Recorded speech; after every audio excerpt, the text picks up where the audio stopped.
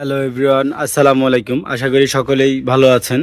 আজকে হচ্ছে এইচপির লেজার আপনার 107-এ যে প্রিন্টারটা রয়েছে লেজার প্রিন্টার, সেই লেজার প্রিন্টারটা নিয়ে আসছি। এটার প্রবলেম হচ্ছে আপনার এটার হচ্ছে টোনার লাগাতে গিয়ে আপনার হচ্ছে যে কেউ একটা কাস্টমার আপনার যে কেউ হতে পারে আপনার হচ্ছে বাজার থেকে টোনার কিনে নিয়ে এই চিপটা না লাগিয়ে আপনার যদি হচ্ছে শুধু টোনারটা লাগায়, এইটার যে হচ্ছে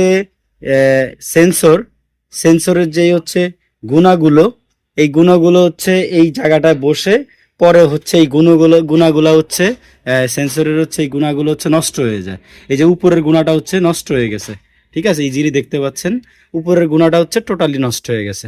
এই যে এটা ঠিক আছে, আর এই তিনটা ভালো আছে।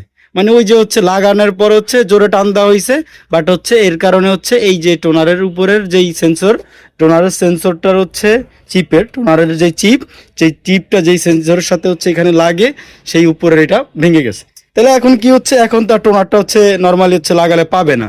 তো সো এর জন্যই মূলত হচ্ছে আজকের ভিডিওটা করা। তো আমরা যারা হচ্ছে টোনারটা বাজার থেকে কিনে নিব, টোনার কিনে নেওয়ার পরে হচ্ছে এইচপির 107-এর টোনারটা কিনে নেওয়ার পর চিপটা আছে কিনা দেখে নিব। চিপটা না থাকলে আমরা আগে টোনারটার থেকে চিপটা খুলে তারপরে চিপটা লাগিয়ে নিব। আর চিপটা না লাগালে, না লাগিয়ে হচ্ছে যদি আমরা ওই অন্যান্য প্রিন্টারের মতো হচ্ছে বাস হচ্ছে লাগিয়ে দেই, তাহলে আমাদের এরকম একটি দুর্ঘটনা ঘটবে। ঠিক আছে, তো সো এই দিকটা সবাই কেয়ারফুল থাকবেন যাতে হচ্ছে এমন দুর্ঘটনা না ঘটে। আর এগুলা ঠিক করা একটু টাফ, তো যেহেতু হচ্ছে এই পিনটা হচ্ছে বাঁকা হয়ে গেছে, এটা সমাধান করা প্রয়োজন, তাই হচ্ছে পিনটা খুলেছি।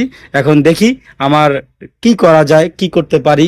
অবশ্যই একটা সলিউশনে অবশ্যই যাব, তো সেটার জন্য হয়তো আলাদা একটা ভিডিও করবো ইনশাল্লাহ। তো এই দিকটা হচ্ছে সবাই একটু কেয়ারফুল থাকবেন, এই জন্যই মূলত হচ্ছে আজকের ভিডিওটা করা।